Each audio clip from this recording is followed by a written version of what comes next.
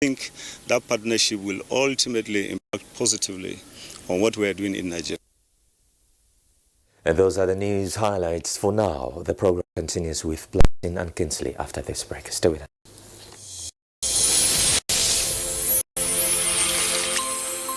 The new edition of TV Guide is out, exclusively taking a look at the traditional television and new media. Are they comparable or complementary? Media industry players give perspective on the trends, progress, challenges, and the way forward.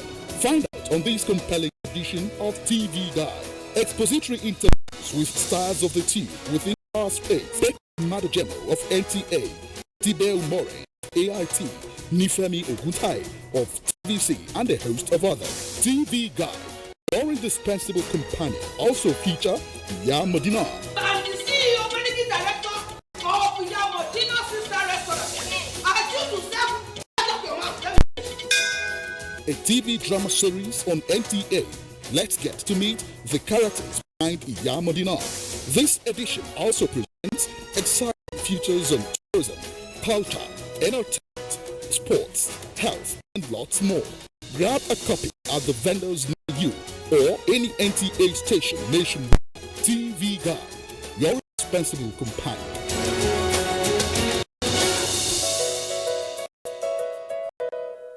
Honorable Minister of Information and Culture, Alhaji Mohammed, cordially invites members of the general public to a special town hall meeting on security. Date, Tuesday, 15th October 2019. Time, 10 a.m. Venue, Katsina State Local Government Commission Conference Room, Kite Road, opposite State House of Assembly, Katsina State. Deaconess Grace Isugekwe, Permanent Secretary, Federal Ministry of Information and Culture. Announcer.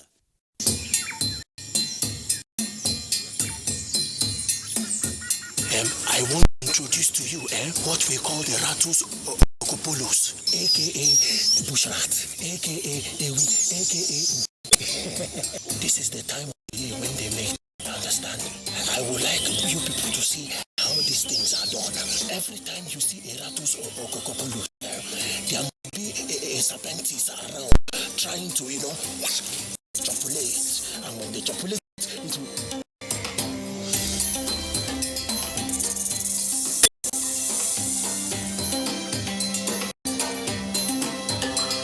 Get more out of life, the new Airtel data plan.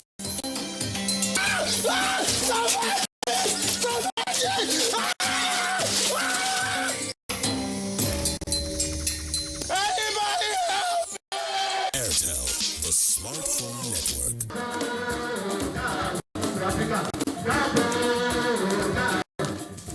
Their ancestors were taken away as slaves.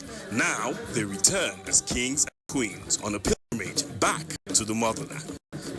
The third door of return ceremony, Diaspora Festival, Badagry, Lagos, Nigeria, takes place in Badagry from the 15th to the 20th of October 2019.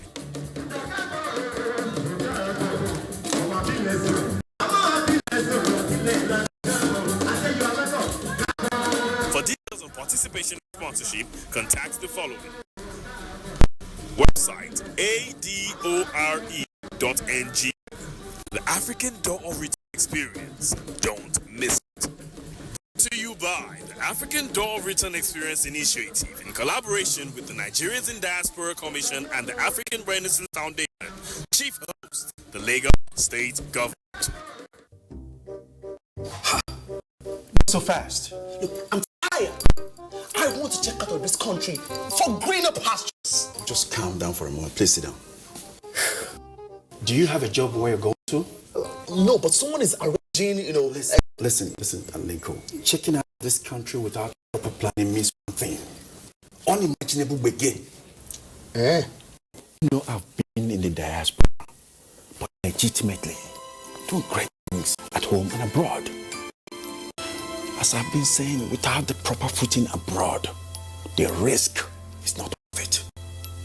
Listen, Aliko, it's better to be home than trapped abroad, or you end up in prison.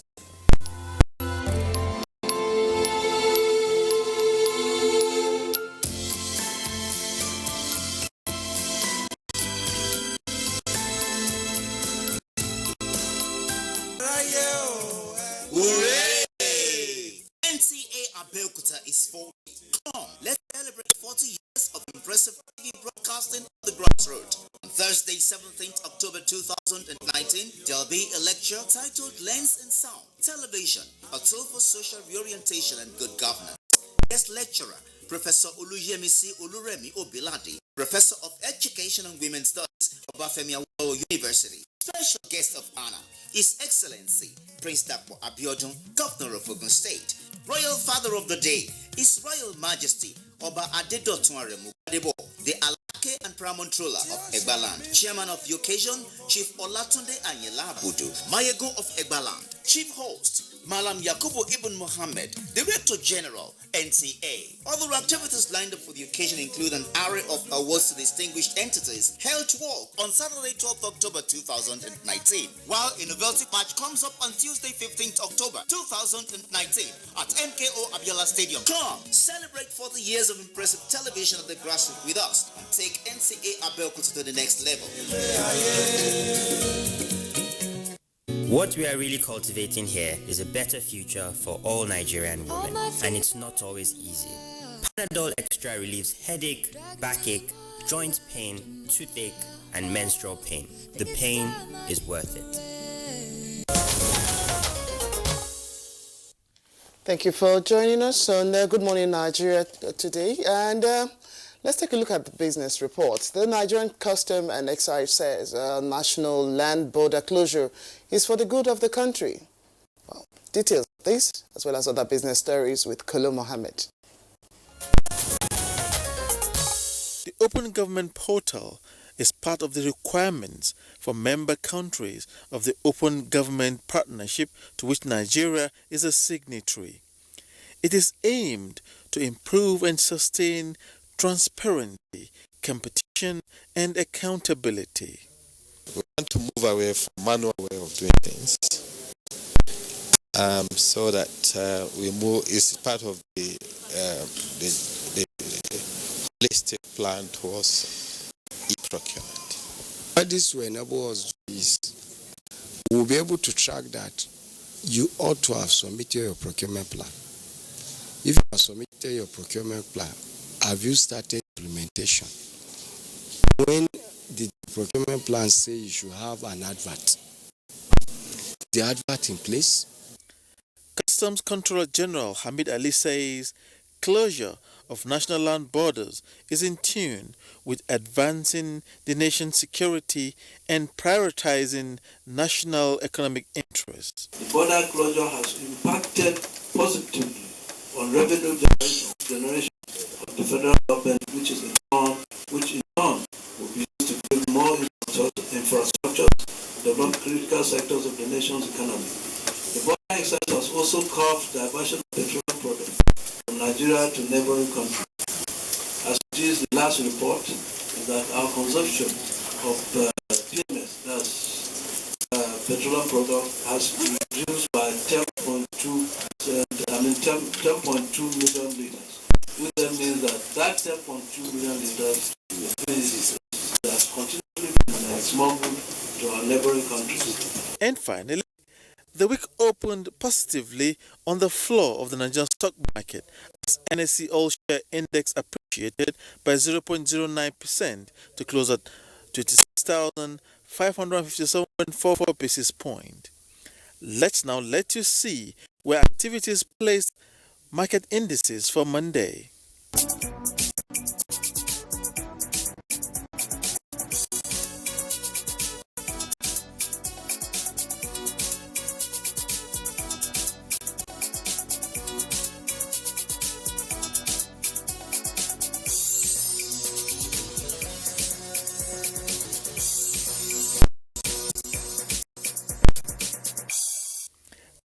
News at this time.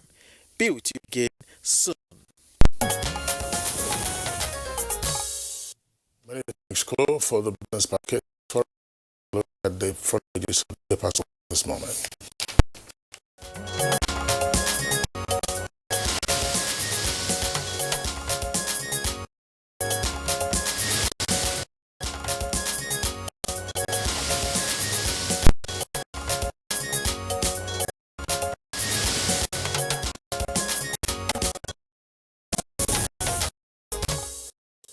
Yes, the papers are available, and so is the reviewer. He's already seated. Good morning to you, Bill. Thank you, Leslie. Good morning. Good morning, Kinsley. Good morning, Nigeria. That's right. Okay, let's kick off the leadership newspaper. Just below the nameplate, we have a federal government orders total closure of borders. We had a partial closure, but now we have the order for total closure.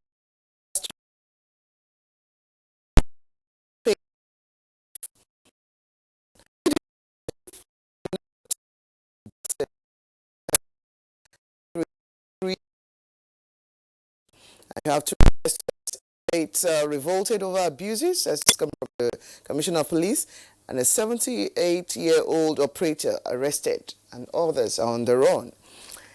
Just beside the photograph, we have a fuel subsidy allocated 450 billion naira in 2020 budgets. More details. National Crimes Commission nabs 94 suspected internet fraudsters in Osun State. Story trending on page 16. Now, about the minimum wage, federal government labor in make or mar meeting today. Find that story on page 2. 119 Nigerians on death row in Malaysia.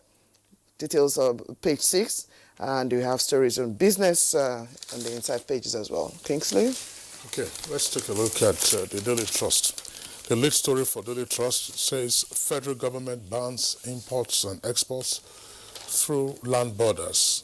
With two riders, experts kick, say it will increase inflation. And rice farmers hail policy. That's the lead story for Daily Trust. Now, below the nameplates and above the lead story, it says APC crisis deepens. Buhari and Oshomole's states worst hit. That's on page 13. That should be worst hit. Then, the other headline says 2019 budget performance is 55%, says federal government. Details we can find on page 17 of the Daily Trust. And right at the foot of the front page of the paper, police shut down another Quranic school, arrest cleric. That's on page 6. Yellow fever, death toll hits 22 in Bochi. That's page 4. And Kaduna, 4 abducted students rescued. That's another story on page 4. Bayo. Yes, let's start with Katsina, where the police have shut down a place that is belonging to Malam Bello May Al-Majure. The place has 6 rooms. Each room was accommodating about 40 inmates. The place was said to have pupils in handcuffs and leg chains. It has been described as a reformatory. It's been there for over 40 years, it is said. But the Emir of Daura, His Royal Highness Emir Farouk, has expressed shock and surprise that such a thing was in existence. He has challenged the police to comb the nooks and crannies of the area to ensure that all the persons who are involved are brought to book.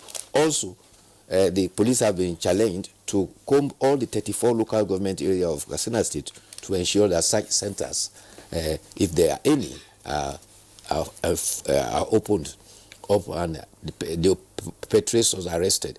The Nigerian customer has announced the ban on import on land, import and export to land borders. The Controller General of Customs at press conference by the immigration and also declared that this is in conjunction with the police as stated by the Office of the National Security Advisor. They made closure of the 20. The Controller General of the Customs says that since that time,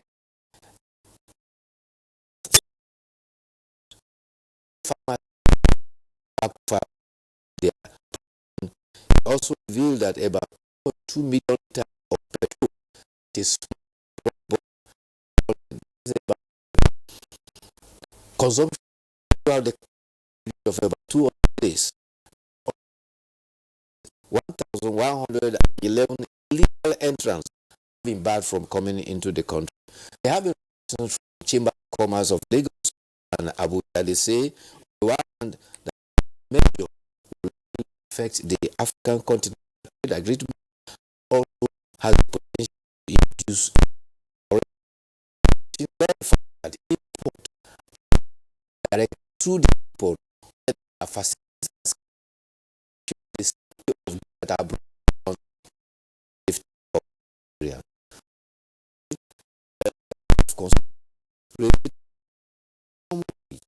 which is also creating a lot of heat. But there's the doctrine and reality. How do I mean? Well, after the signing into April, the federal government is saying that minimum wage has been implemented. That is to say, officers on level 1 to 7 who were 18,000 naira and now earning 30,000 have paid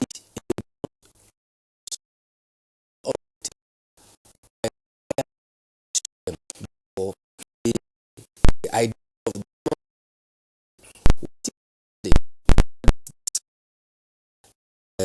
the initial table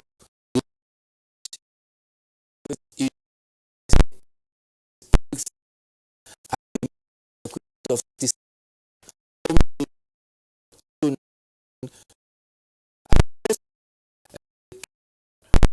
30% for those on level 7 and we provided 9.5% for those on level 7 to 15 and 5% for those on level 15 to 17. Negotiations continued and Labour came down to those on level 7 to 14, 29%. Those on level 15 to 17, 24%. The federal government also increases to 11 for level 14, 6.5% those level 15 to 17. Now, Labour because the wage it has that now chief and to preside over a meeting between Labour or government and optimistic that an agreement will be reached. And he has also provided the wage has been paid was consequential adjustment. And if that is added to the chairman of the National Wages and Salaries Committee, if government agrees to pay the 20% or 30% money, it means that one of those on the minimum wage of 18,000 got 12,000 as increment, where the will be getting 100,000 as an increment. Government cannot afford that. And you know that we have said several times here, it depends upon ability to pay. So this has clarified it's not a wage review. It is a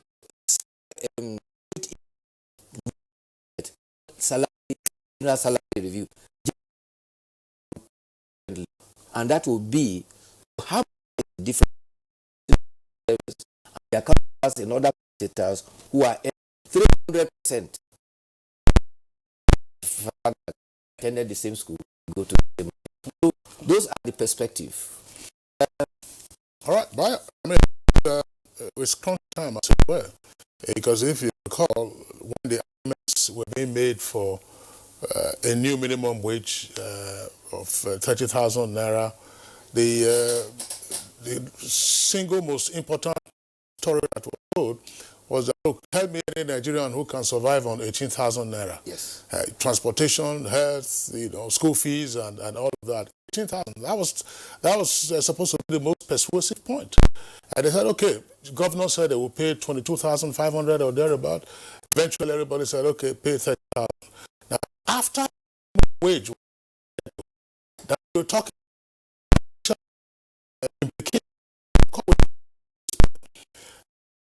that around half new minimum wage, having a total wage review. Total wage review. This means that every time we keep going back to what was a significant part of the Udoji Awards in 1974, 74, 75. That every time you have a minimum wage, then there must be a total wage review for the civil service, if not for the public service, at least depending on the parastatal, particularly as you said, some of the parastatals are outside of it. Which economy can sustain such general wage review each time you have a new minimum wage every 5 years. Minimum wage is what it is. It's a shop floor figure. To say no person should earn less than this amount, on a monthly basis as a minimum wage, it doesn't affect every other person that's, right up the ramp of rungs of the ladder. But this is the implication that we've had. That is why we are complaining. The President presented the appropriation bill 2020, and all the analysts were telling you, oh, look at how much we are devoting to recurrent, see how much we are devoting to capital. Capital is less than 30%, which was the prospective target, 30%. So why will your recurrent expenditure not continually be so high as to make development almost a difficult thing for us? In fact, the data that the minister provided is quite shocking, because it says that government cannot afford. Wage currently is about 1.8 trillion, and if they concede to what labor is demanding, salary is going to go to 3.38 trillion, an increase of about 160 billion. And therefore, if they go by the argument, you'll be robbing the poor of those in the minimum wage lower rung to pay the poor of those who are the higher echelon. Why was the argument not made then that, look, if you pay the minimum wage of 30,000, those on levels 15, 16, and 17 will earn so much as a result of the consequential adjustment? If anybody made that argument, we had Dr. Ngige in the studios a couple of times.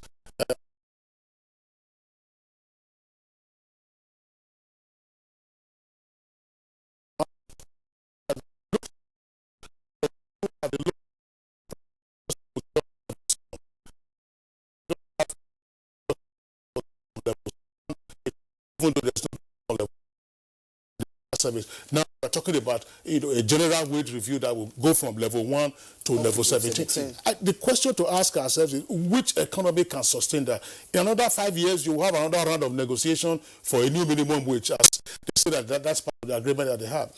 We have to be realistic.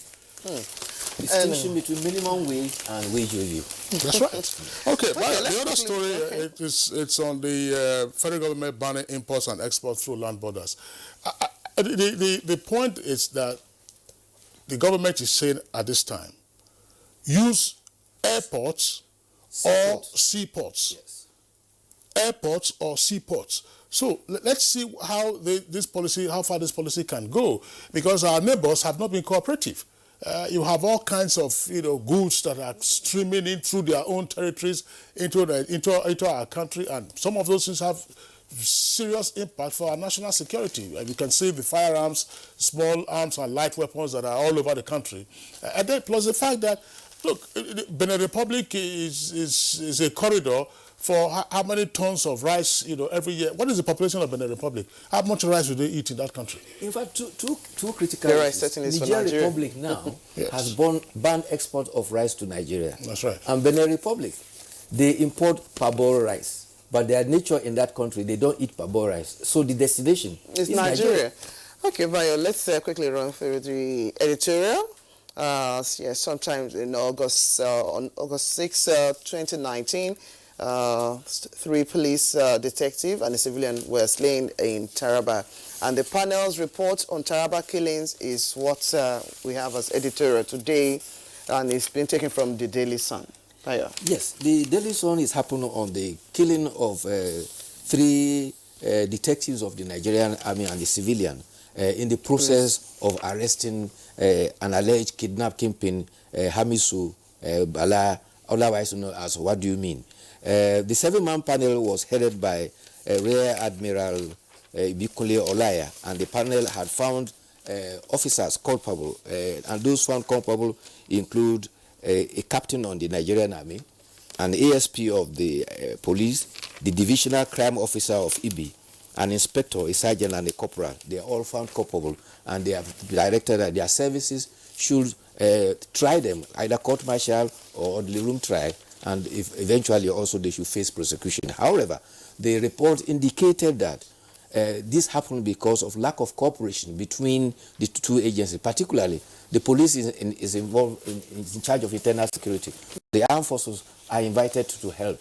However, the rules of engagement and cooperation is lacking, and therefore the editorial is happening that it is an unnecessary competition between the agencies that sometimes lead to this breakdown on communication. However, the panel reports apparently have glossed over what appeared to be a collusion, a contact between the alleged kingpin and some of the officers who were involved in the shooting. And the editorial raised one critical point. What was the need when the soldiers had shot at the vehicle and the bus had tumbled? What was the need to go over and still shoot the officers in the vehicle in cold blood? And therefore, the editorial is happening on the fact that, yes, there's a need to get the rules of engagements correct, but those who are found culpable must also face the wrath of the law. All right, Bayo. And that'll be it for today. Thank you so much. We'll get to see you again tomorrow. Tomorrow will be another day. Thank you. Yeah. You're watching Good Morning Nigeria, and we'll take a break. When we return, it will be time to take a look at the first part of our conversation today, and that is looking at the National Social Investment Program of this administration.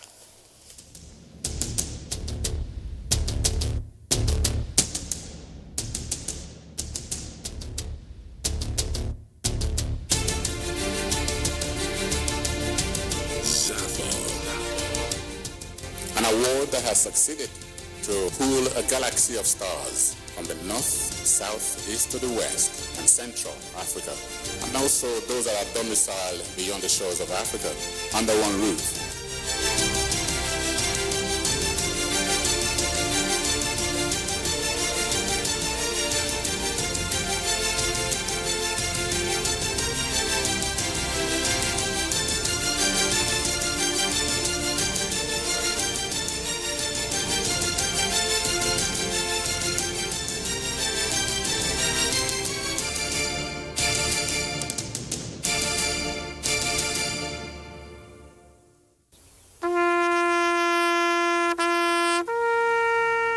They are there at the crack of dawn.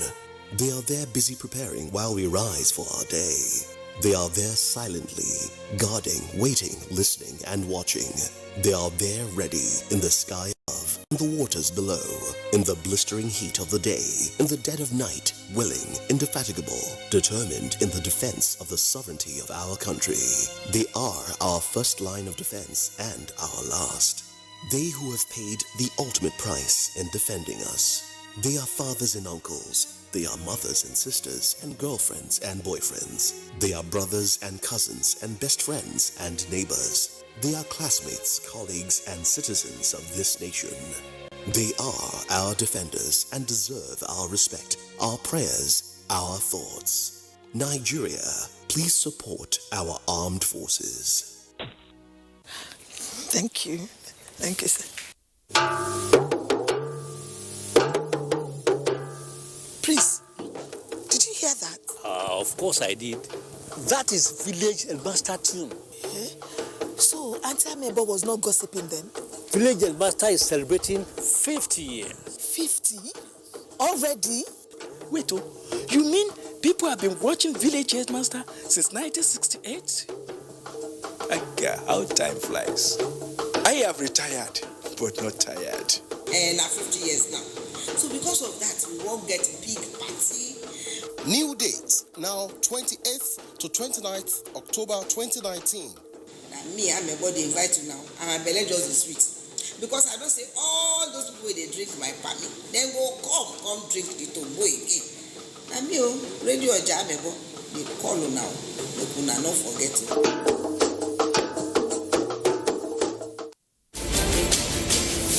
Film Festival 2019. Theme: Content Connectivity. Date: 1st to 7th December 2019.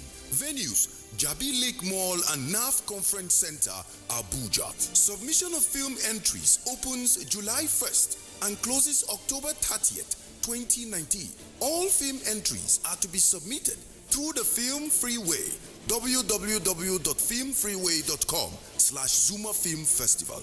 For sponsorship, partnership, participation, and other inquiries, please call 003-3146-842 or 003-6740997 or 006-3390-420. Visit Zuma Film Festival nigeria.gov.ng or email zumafilmfestival@gmail.com. Nigerian Film Corporation, powering possibilities. Hey, bro, what's up, man? Wait. Sure, son, I want the bicycle.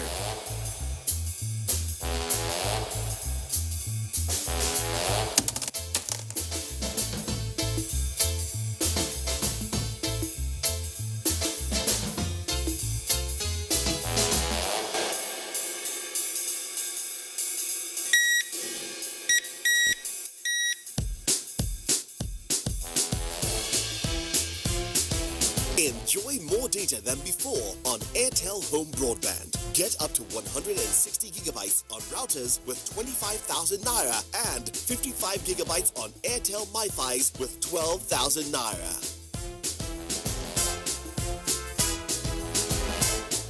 More data, more you. Reliable home broadband by Airtel, the smartphone network.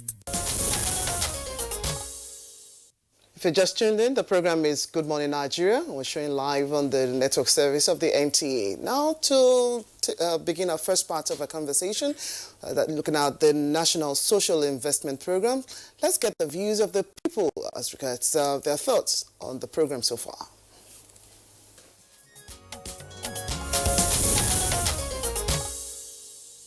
Yes, it's a good program because when the present government introduced it, where women and young people who are intending to carry out some small and medium businesses. So through that, they'll be able to get some palliative measure that will be able to help them. So it's a good program, and so far with the result and all that, I think about successful now, we can say about 80% is successful, because most of those beneficiaries, you can now see that they are doing well, both in the marketplaces and other places. It's effective for the petty traders, and I think everybody is talking well about it. And we hope the CBN and other financial institutions, will monitor it to the later end. It takes two to tangle. One, when you are feeding the children, which means the farmer produces more, it encourages the farmers to produce more, because as soon as they produce the product, it is being taken off from them. Two, it encourages children coming to school, which is education, because a lot of major problem we are facing is that in some part of the country, education is low. Then we needed how can encourage the children now coming to school. So by feeding program, it will help, because it encourages the children to go back to school instead of out of school. My business, it has grown from grass to grace. Someone boost my business into the high level.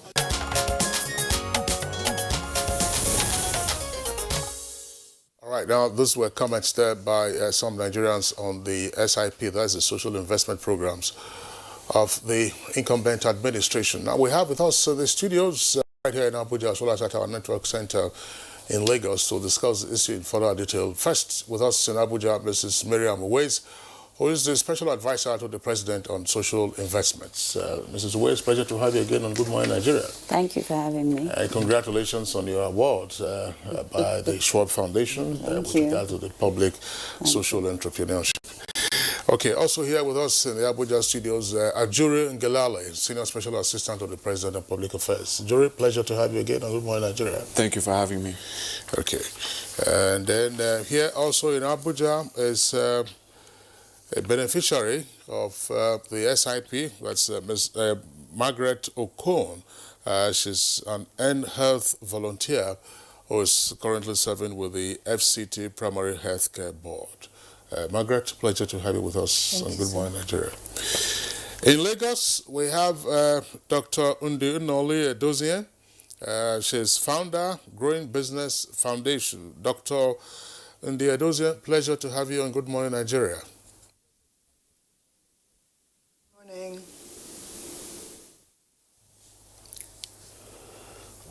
All right, blessing. All right, thank you very much. Gentlemen and also ladies, both in Lagos as well.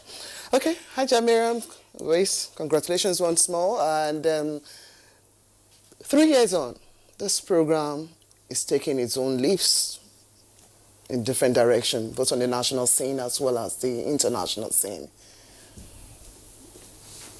I would just what would say are the high points for you at this point?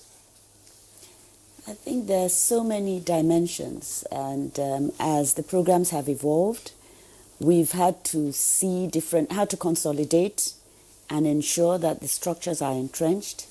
So there are new things emerging, but we're very satisfied that we've been able to reach as many Nigerians as we can. And that, for me, is what we've been trying to do. People that have no connections with anybody, and they are actually benefiting. You go to places and you see people coming up to you to say, very poor people, or you go into a cab and somebody says, you know, my family, somebody got a Jeep loan, somebody's being fed. Those, for me, are the high points, not just, I mean, of course, it's great to have an award, but the fact that it's happening and it's getting to the grassroots, that, for me, is what is really awesome. Because there was a target number to reach as many millions as possible. It depends on which program. You know, for this year, we're hoping with the cash transfer beneficiaries, we'll hit the 1 million mark. And that means for every household, that's, I mean, about 5 million, because we're targeting consumption. And we pay the caregiver. So the caregiver takes care of the family with the monies we give them. And interestingly, just from 17 states, these women that have been given 5,000 naira every month have been able to save 567 million naira. They have, I mean, over 18,000 cooperatives. And, they've been able to take loans. 18,000 of them have been able to take loans from the 567 million, and less than 1 million have defaulted. So, I mean, the productivity that is going on at the community level, the way women are gaining confidence to be able to handle their own issues. They're doing animal husbandry, they're doing trading, their children are going back to school, even without there being a condition that you should take your children back to school. So now we're about just over 600,000, but we're sure that by the end of the year, because we have a register that is over, I mean, it's over 6 million individuals already on it, and it's desegregated. I mean, you can just draw out anything you want, the youth in poor families, those with disability, all of that is there. So, I mean, it's something we're very proud of in the Social Investment Office, and we think it's a legacy that this government will have and will leave for this country. The targets to reduce poverty is really, I mean, on course, and it's irreversible as far as I see. That's just for the cash transfer. Yes, there are the other aspects of yes, so the program. Empower, we're hoping by next year. This budget, we can't increase any more Empower graduates because the budget doesn't make provision for them. But by next year, we're hoping to take another 200,000 when we disengage the ones that are on now, the first 200,000. So we'll still have 500,000. For our school feeding program, by the end of this year, we should have covered at least 36 states, well, 35 states and the FCT.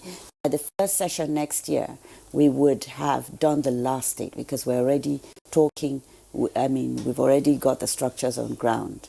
It just is a process. So we're looking at least 15 million children. And then for the Jeep, we have 3 million hoping to get. But it all depends on the releases that we get. You know, it's not a matter of budgeting or appropriation. It's the fact that we only get a fraction of what we have the capacity to cover, but we need the funding to back our ambitions. How worrisome is this when you're getting the releases? Well, it's very encouraging for us that we've got a lot of public buy-in, because we feel that would be part of the pressure. There are many contending demands. There are many needs. There's a need for infrastructure and for a lot of the politicians and for the private sector, they want to see tangible, brick and mortar. They want to see the hospitals and they don't really appreciate the fact that social investments impact on education, health, which take some time.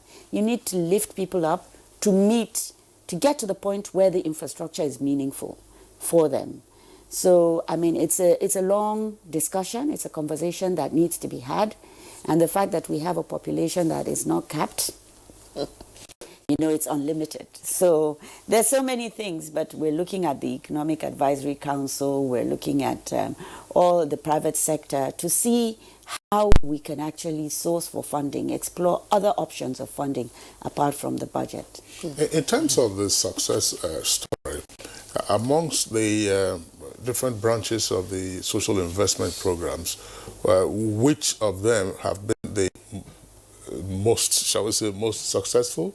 I mean, conditional accounts transfer or the Empower or... there are different audiences. There's youth, I really wouldn't say. It's like having 4 children and you're being asked to say which one is your favorite. Everyone is successful. But there must be one that's actually giving your heart some kind of pride. So all of them give me pride. All of them, honestly. Okay. All right. Okay, let's get to meet, before we come to Ajiri.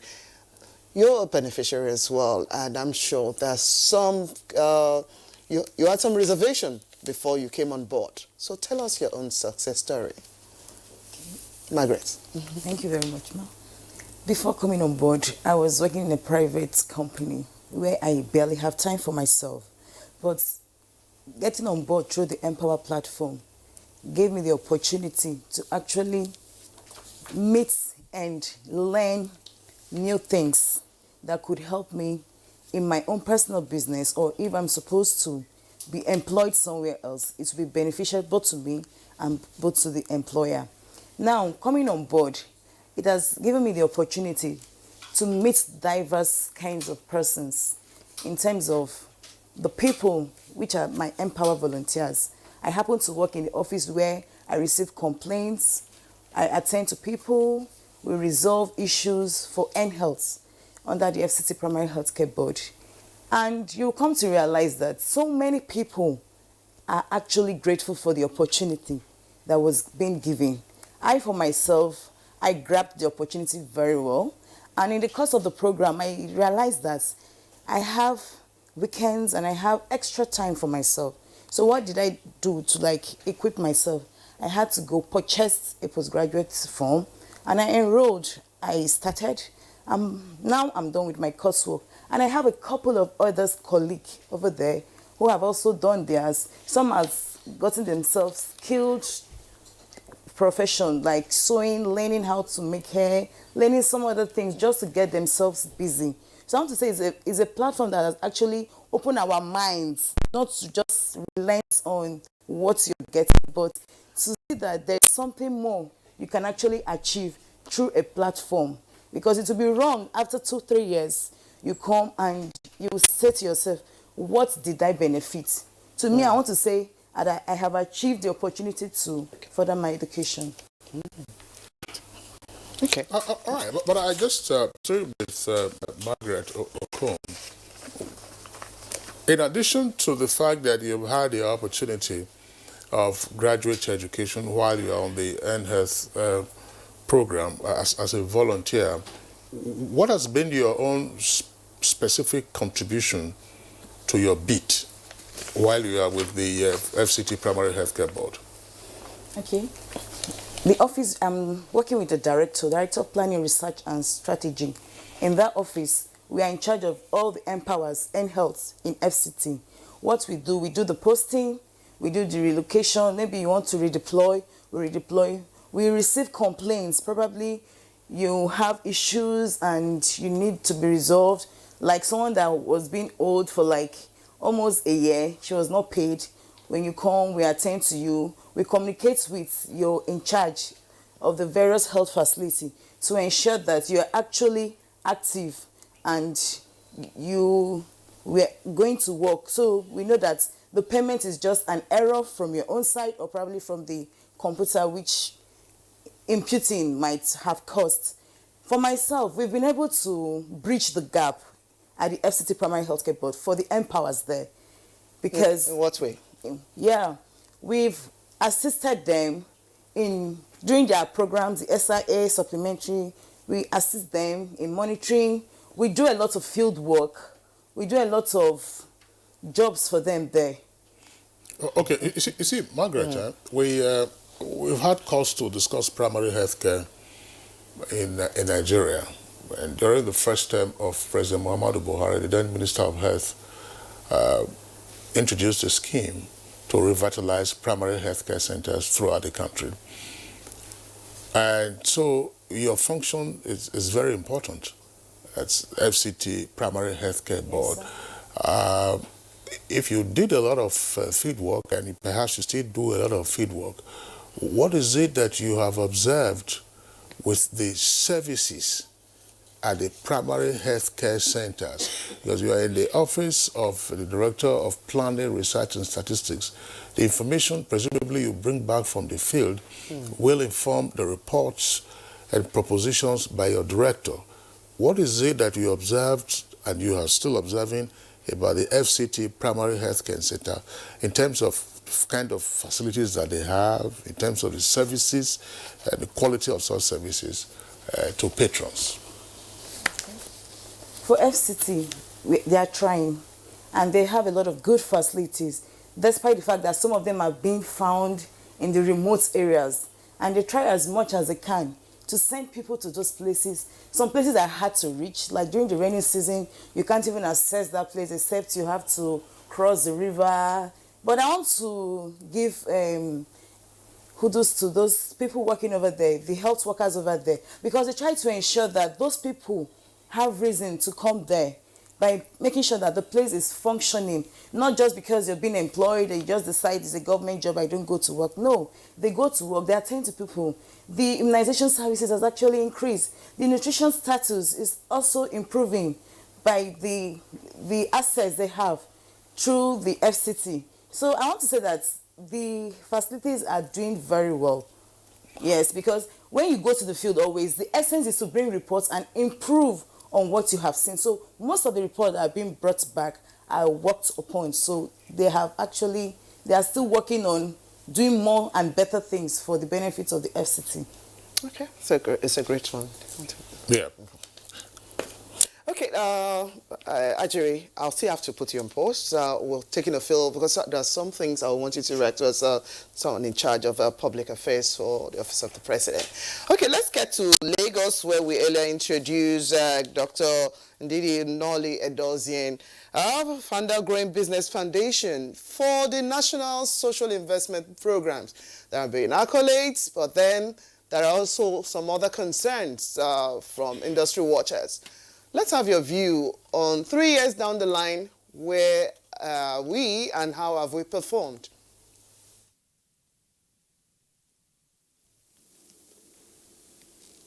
Right. Thank you. Thank you for having me. And it's a gift to Growing Businesses Foundation is now 20 years old. And when we initiated this collaboration of private sector actors 20 years ago, issues like sustainable development and social responsibility were not the norm. So we were trying to seek collaboration between public sector, private sector, and civil society to do exactly the kind of program that the National Social Investment Program is. So that's a big step forward. We're prioritizing segments of the population that are absolutely critical: our youth, our children, and our women. And this is really the majority of the bottom of the pyramid, and the ability to spur economic activity and sustainable growth and inclusive development at the bottom of the pyramid is absolutely critical to Nigeria's development and growth globally. We all know that Africa's youth population is going to grow not exponentially, but sometimes we're afraid that it might. We worry about that because of the issues of unemployment. Now, one of the critical things is to acknowledge, one, what kind of impact are we having with the intervention programs that we introduce? We need to be able to measure what every naira that we put in is unfolding.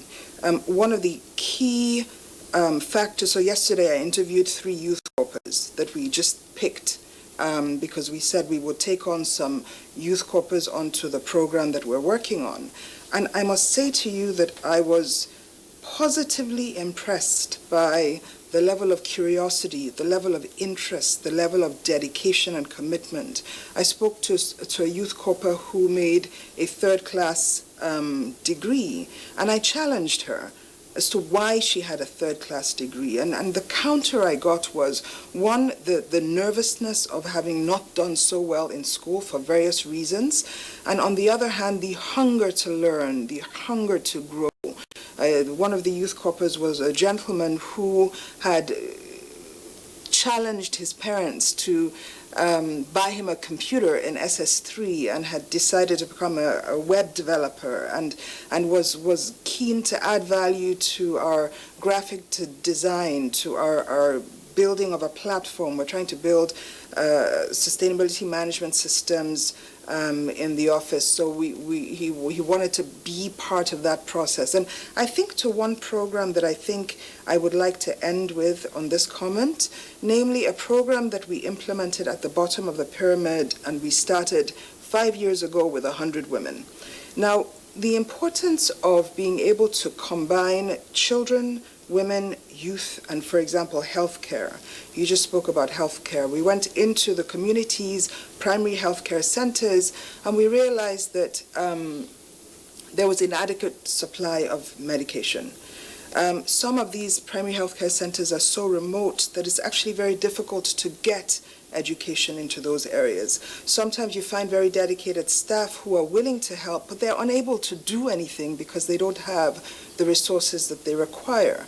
Now, sometimes the answer is in the locality, and what we realized is that there was an insufficient supply of iron to pregnant women and to young girls. And so a lot of our effort had to do with a new learning that was, if you put green leafy vegetables into your stew, in addition to the iron you may get from the primary healthcare center, if you don't overboil your vegetables, it's actually an additional source of iron. Also raising awareness on how important iron is. And then the program really was, and right now that program, working with a fast-moving consumer goods company, essentially works with 3,000 women across 17 states, has generated 4 billion naira in turnover last year to the fast-moving consumer goods company in a space where made in Nigeria goods previously had no market entry because we were using only imported goods that were sub-quality. The reason why people would pay that additional margin for a good made in Nigeria that is of good quality is because these women suddenly became not just sales agents, but also health and nutrition ambassadors who were educating on the importance of iron to a married pregnant woman or to a teenager young lady that may just have started puberty. And so, you see, we're growing big industry by acting on young women, young men, women generally, being health ambassadors and sales agents in rural communities. They're generating additional income. They're learning on the job. They're improving their societies. All these women, by the way, were unemployed. Point I'm trying to make, we need to actually go beyond government being the owner of social welfare programs to ensuring that we have a collaboration between public sector, private sector, and civil society, and ensure that we are able to build on the NSIP program to ensure that we're building a sustainable platform for continued socioeconomic development and social inclusion. All right. Thank you very much, Dr. Ndi. I mean, that's you're on fast forward as to how to ensure that the NSIP is sustainable going forward. I just wanted to take you back a bit. Now, in the past, you used a 20-year benchmark. We have seen various attempts at the so-called poverty alleviation. And it turned out that a number of those programs just were money-sharing ventures. You know, people just got money from the treasury, and then they were just giving money to the beneficiaries. So at a point, to target poverty wasn't alleviated. If anything, it was aggravated. For the NSIP, 3 years on, what, in your opinion, has changed and therefore needs to be retained and sustained in terms of seeking to tackle extreme poverty and hunger at the bottom of the pyramid?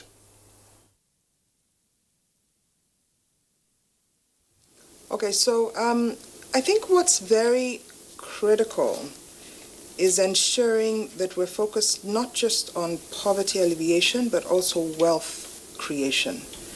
I think the importance of ensuring that we're building an inclusive system whereby, if I think about the feeding program of children in schools, my understanding is that we're impacting various areas. One is that we are ensuring that our children have the right level of nutrition at a critical age, so that their brains, because you know, the fourth industrial revolution is really centered not just around technology. People always say it's about disruptive technologies and robotics and artificial intelligence. And I always say it's centered around people. It's centered around knowledge. And I don't know any more knowledgeable, innovative, creative group than young Nigerians. I am amazed over and over and over again. So we need to nurture and feed those young minds, not just nutritionally, but also with hope, with encouragement, with a craving and a hunger for knowledge. What I like about that program is it's not just that we are encouraging mothers to encourage this nurturing of their kids, but we're also looking back to who is doing the cooking. Because you see, as long as we are encouraging more entrepreneurs to cook and to supply food to those schools, and we're building efficiencies into that value chain, the more you cook locally, the more conscious you are of what it is you're cooking, the more conscious you are of where your food is coming from, the more that you're actually developing industry backwards. So in other words, increasing if I was going to build on that, I would say, well, the food that you're cooking, is it coming from the neighboring village? And who is growing that food? So the whole point is, as a result of one program, not only are you nurturing a young child's mind, you're also ensuring that you are growing. Maybe the next best chef will come out of a little rural village in the middle of nowhere. And then you're also ensuring that you're sourcing food locally, which means you're encouraging job creation in agriculture. And hopefully with all of that, we can actually encourage younger people to deploy their very creative and genius minds to including more technology, more efficiency in the supply chain and the value chain of agriculture, increasing production yields from limited amounts of farmland because we're using improved seeds and applying fertilizer properly. So to me, it is the foundation that is important and what we build on it, above all, by having this consciousness of and awareness of the fact that the Sustainable Development Goals are about leaving no one behind.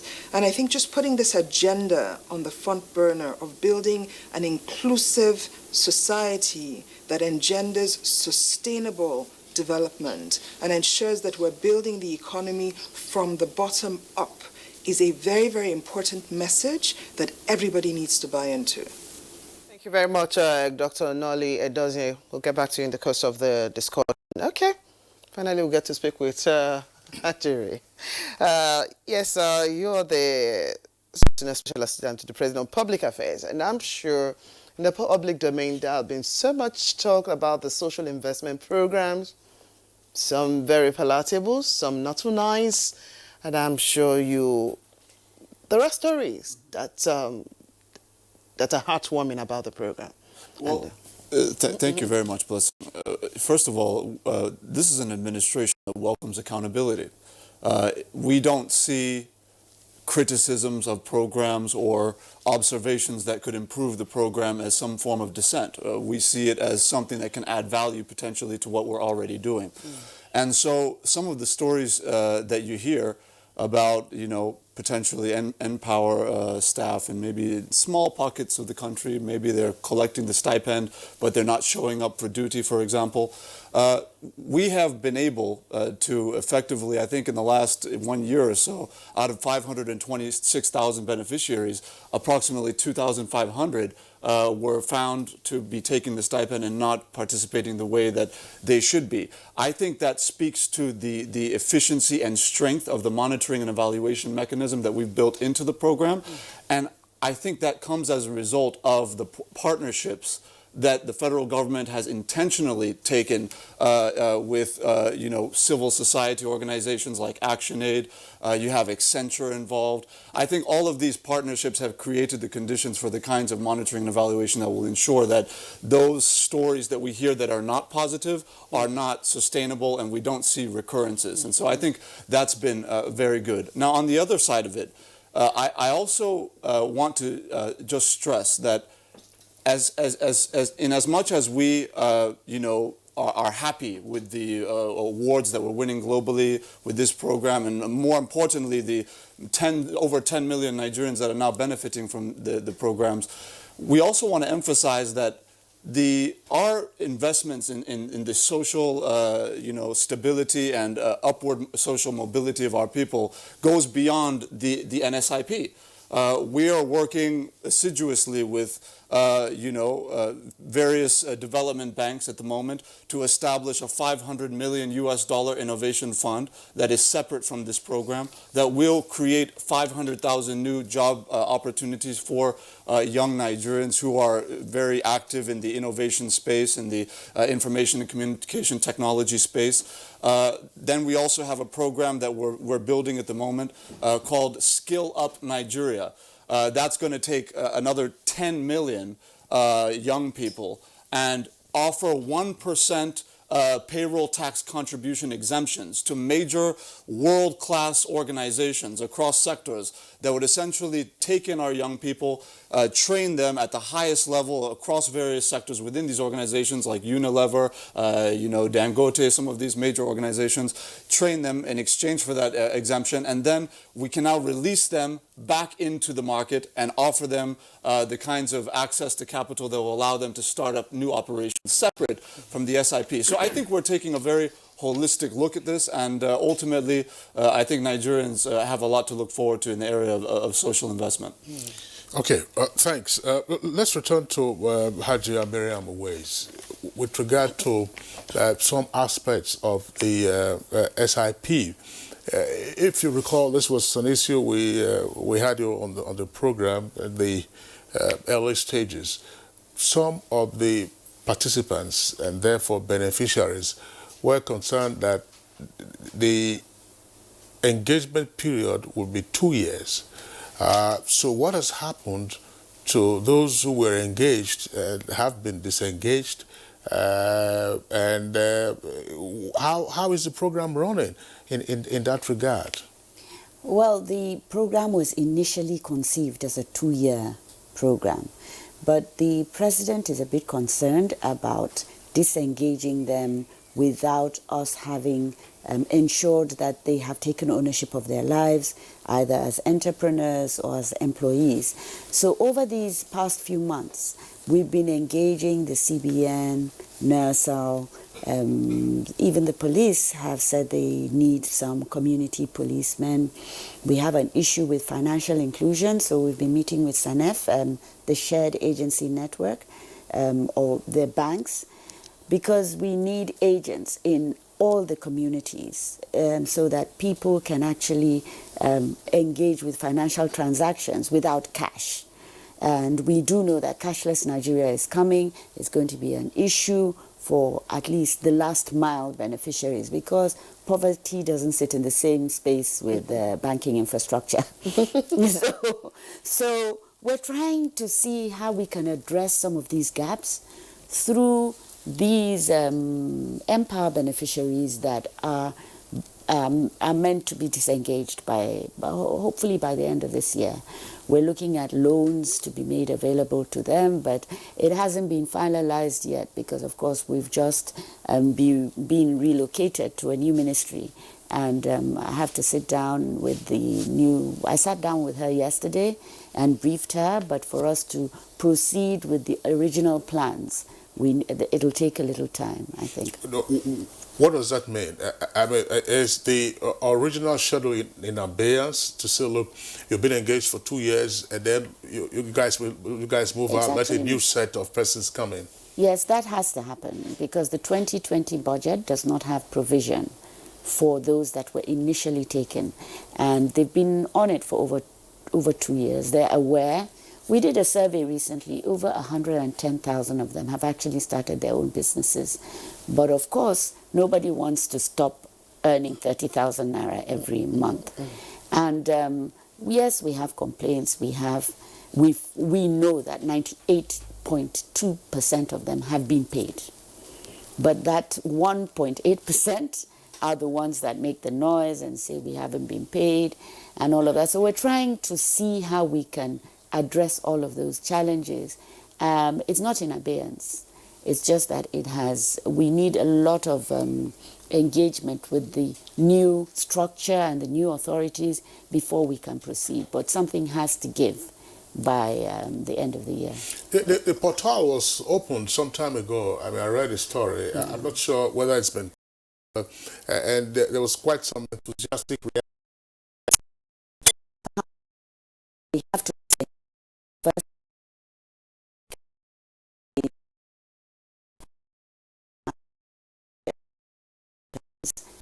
15 billion every month, and our releases have to also, they comprise of also the school feeding. It's getting to 14 billion now every month. And then we have the mobilization, the cash transfer. Luckily for us, the cash transfer is also being supported by the World Bank and the Abuja loot. So the needs are not as dire. And then we have the Jeep. We've had some support from the CBN, but we pay them in tranches. They give us advance amounts, and we pay them in tranches to repay the amounts, just to address the funding gap. One of the initial teething problems that you had with the takeoff of SIP had to do with the intrusion of partisan politics. Some political chieftains in some locations in the country were said to have converted it into a patronage gravy. How has that been overcome? It's a battle we continue to fight. I mean, I will say it anywhere. It's not just about politics, it's about personal interest. People have vested interest. They want to be seen as the people giving this patronage because and it's swimming against the tide, because over the years, similar programs have been used to, further people's interests.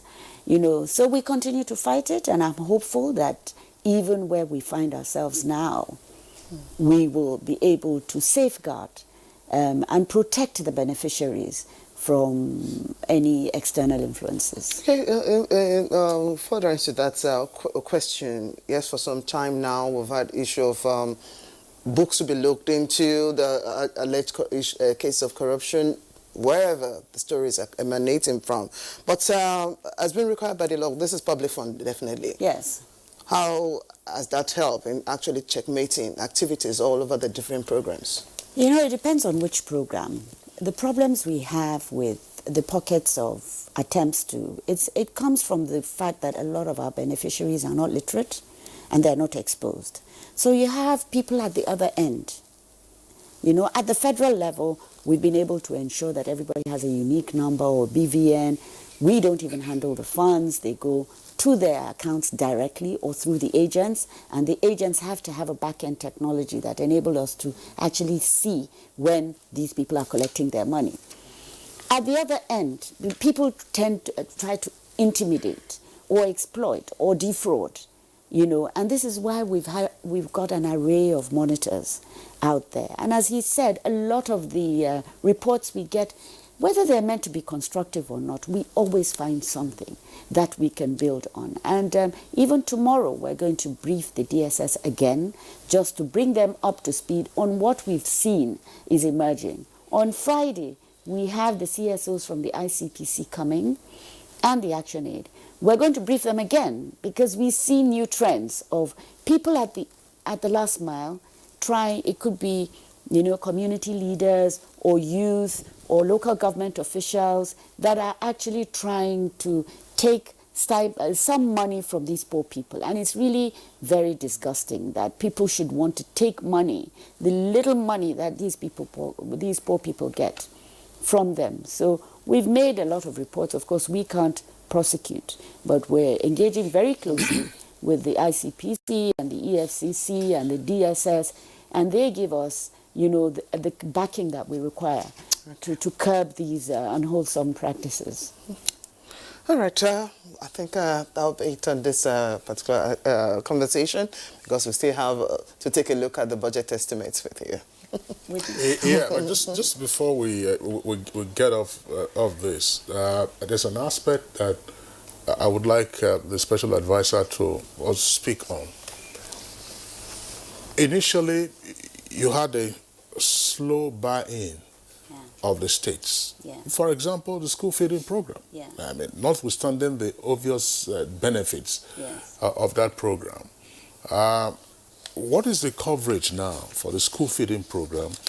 And also, what is the contribution of the state governments to the school feeding program? Because you keep talking about the paucity of funds, which is understandable.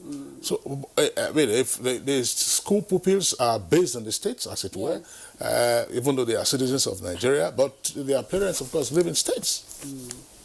So, I mean, that is really something we're working on, getting the buy-in of the states. Right now, the last state was Bayelsa. Basically because the Bayelsa and this Bayelsa state government asked that we actually do school feeding in secondary schools, because they felt that the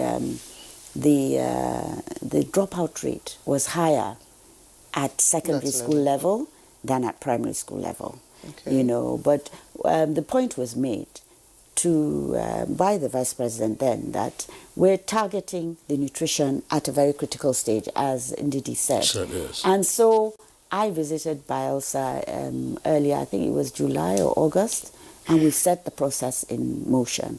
Lagos is set, FCT is set. Interestingly, these two states are two jurisdictions are very critical, but they're about the last to come on board. Once we get Bayelsa on board, that's it. Now, what the states do, even though they don't give money, we didn't ask for money. We didn't start off by asking for money, because we looked around and saw that with the MDGs, even with the UBEC funds, some of the states did not buy in because they didn't want to contribute their money. So we said, we don't want your money. Give us your staff. Give us office space. Give us equipment.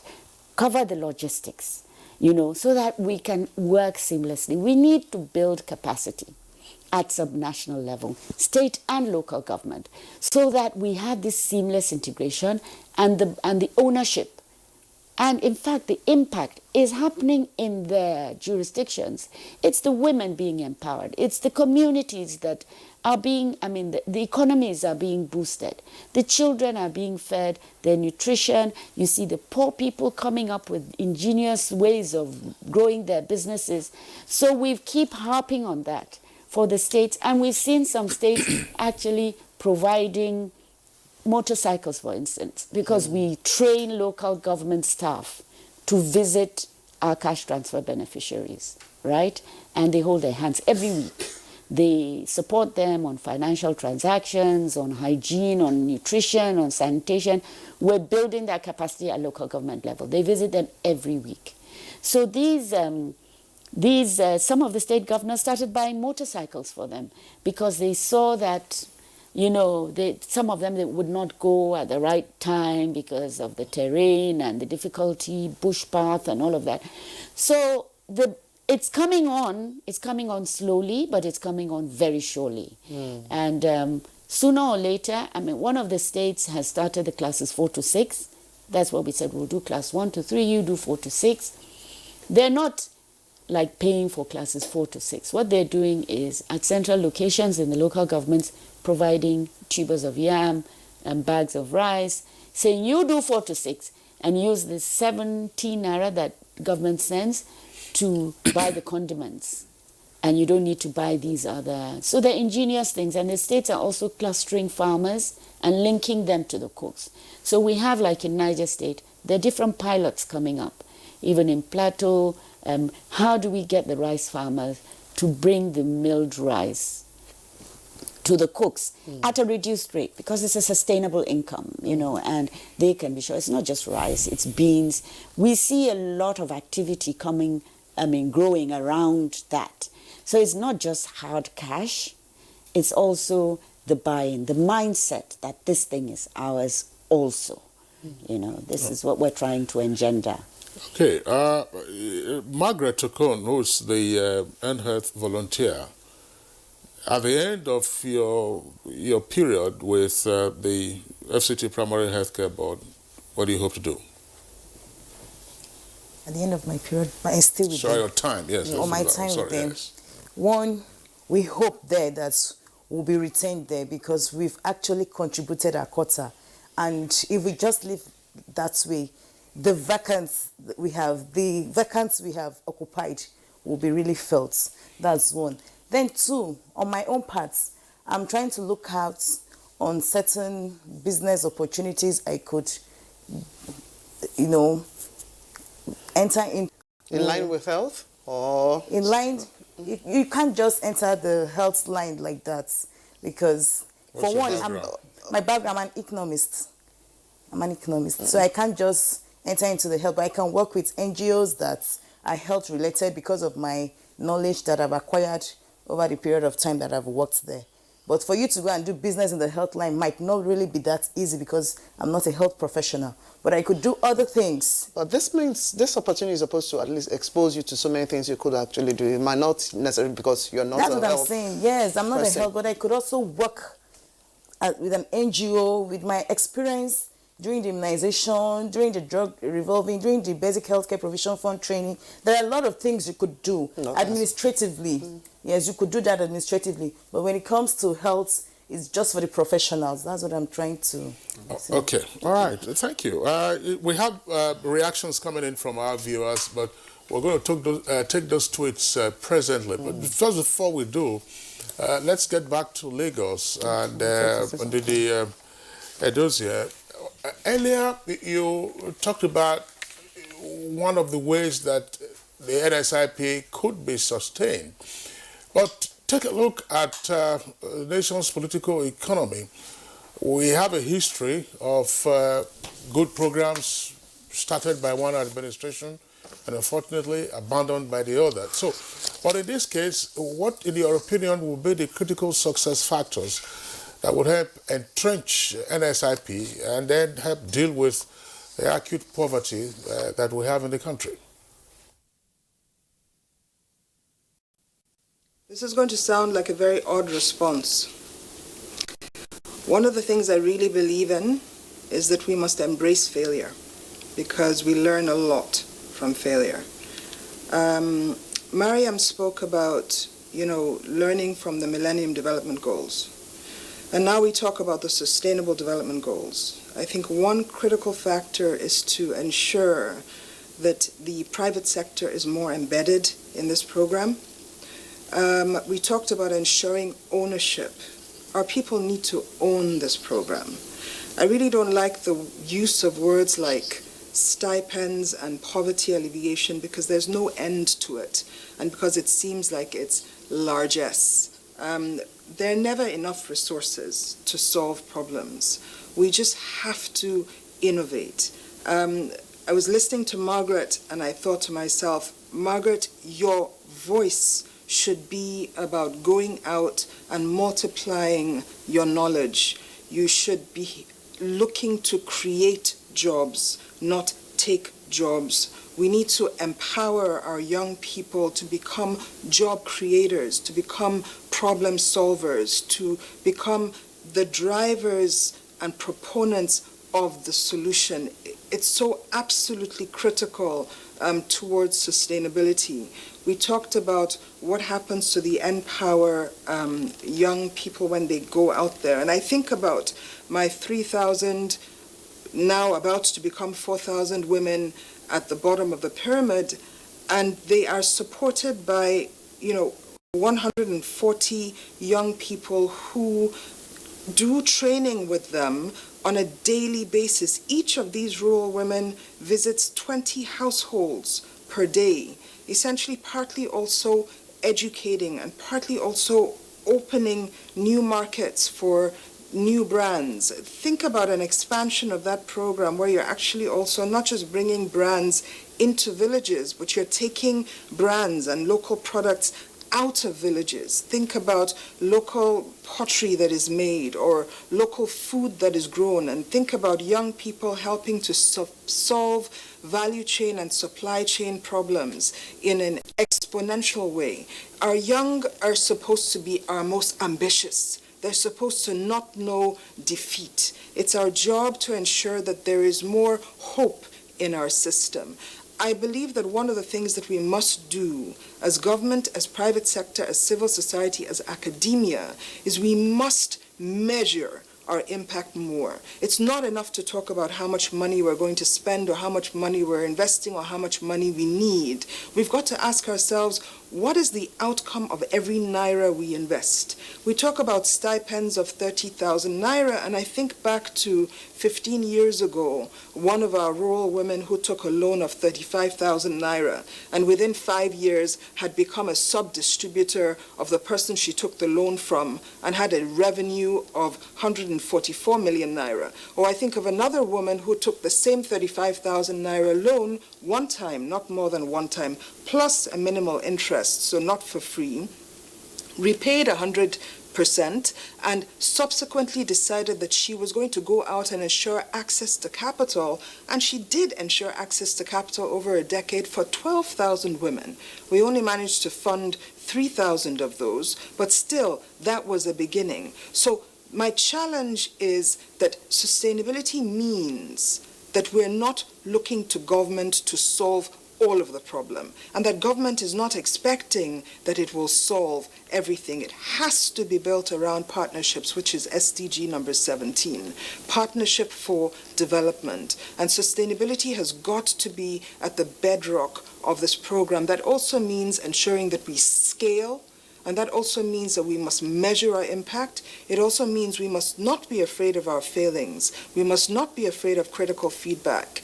And above all, it does mean that we need to lift the young people up to have more of a voice, and that voice has to be responsible, and it has to be one that encourages and brings others into the fold. So inclusion and inclusive business is absolutely critical, and ensuring also that those at the top of the pyramid are finding out new ways of, so I've been doing some work on rice, for instance, and I love the fact that the organization I'm working with is not looking at necessarily the commercial production of rice, but rather is looking at building a business model that involves significant investment. We mustn't underestimate the critical importance of ensuring an enabling environment where there is enough confidence for investors to put the necessary money down to build industry, because industry drives backward integration. Backward integration drives growth at the bottom of the pyramid. The supply chain and the value chain encourages small and medium-scale enterprises, a lot of which need to be technology-driven, a lot of which we need to be youth-driven, and a lot of of them end up being the foundation of the job creation that is so critical to building an economy that will ensure that we have peace and security going forward. All right, thank you very much, Dr. Edozien, for your comments. We indicated earlier that viewers have sent in their own comments via tweets. Well, we're going to take those tweets very quickly now. Festus Akinboyewa, there's no doubt that the NSIP accepts to reduce unemployment, poverty, and social exclusion. It should be expanded, well-funded, and state governments should also replicate the program. Mogbala tweets, the problem we have here is that the Nigerians have been so used to this life of freebies in the last 20 years of a return to democracy. Now, whatever palliative program introduced to help the impoverished is seen as paying lip service to democratic deliverables. It is well. And continue, just like every other intervention program, Nigeria has always come with its challenges. However, the program is doing a lot, just more has to be done with transparency. If it could be uploaded on the international scene, and as we saw at UNGA 2019, meaning Nigeria is good. Nsima Ekong tweets that the proud beneficiary of the scheme at Empower Volunteer Special Education Center, Uyo. The benefits have been overwhelming, from helping the students at my PPA by way of grooming them and creating an impact in their lives. Kudos to the federal government for coming up with the program. Titus Monday Knox says, though a good program on paper, if not properly managed and implemented, some scavengers will loot away the money, and Nigerians are just so worried because of the non-implementation of some other kind of program. People judge your kindness and gesture by the little input you add to their lives. Law Alpha C. The program, right from inception, has been helpful to young graduates who will find something doing, no matter how small, and it has to be sustained. Francis Obi says we should allow some youth to submit their business proposals. After a thorough review, they should finance such good proposals. There should also be monitoring and evaluation of the program so far to assess the benefits, the failures, and improvement required. Now, Usman Banikanto tweets, now, though the program has its own challenges, certainly it's impacting on those who are genuinely working or participating. Now, the government should continue to fine-tune the implementation of the program with a view to perfecting it. From Mike Ayako, is this tweet is of the opinion that the NSIP was well articulated and has potentials of alleviating poverty, but his concern is that it has been poorly implemented, and this is one challenge we face in the country. By Masi Haruna Adamu tweets, it's a commendable program, but the Abuja indigents, the highest marginalized capital city in the world, have not benefited a lot from the program. But we have a lady right here who is working at the FCT Healthcare Board. He's saying indigents. Indigents, yes. So he means the Empower beneficiaries themselves. Okay. Yes. The indigents. And this is one of the issues we've been battling, because anybody can live anywhere in Nigeria. Absolutely. And I'm sure there are many FCT indigents that are working outside Abuja, Absolutely. who are working as Empower. Okay, listen to this one, madam. Adejuma Paul Olubumi said there is the strong opinion that the program should focus on the elderly. We have so many of them wandering on the streets begging for alms. This shouldn't be so. Government should take care of this set of Nigerians with a monthly stipend and perhaps free health care. Now, Jones Ferrari tweets, the program is good, but lacks orientation and how people should go about it, especially in the Middle Belt region. Our leaders must learn to channel developments and initiatives to the grassroots.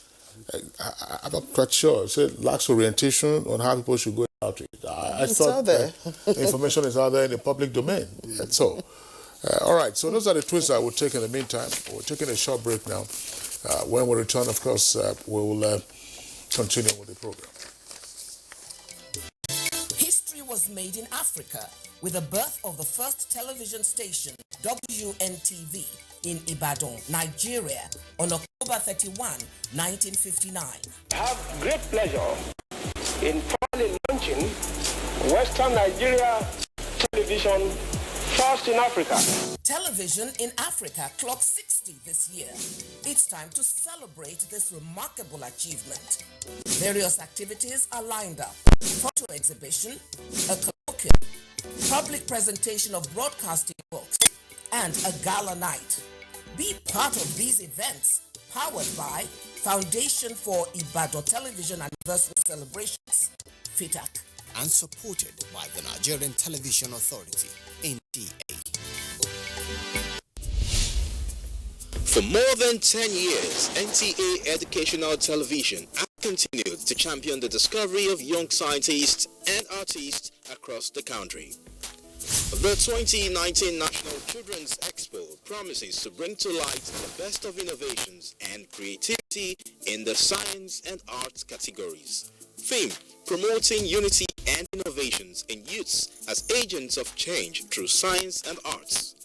Venue: NTA Headquarters Arena, Area 11, Garki, Abuja.